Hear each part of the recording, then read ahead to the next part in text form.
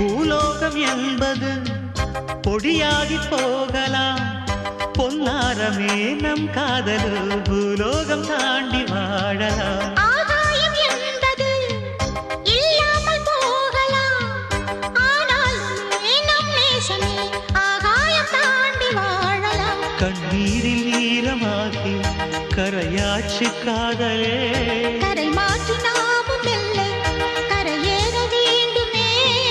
நாளை வரும் காலம் நம்மை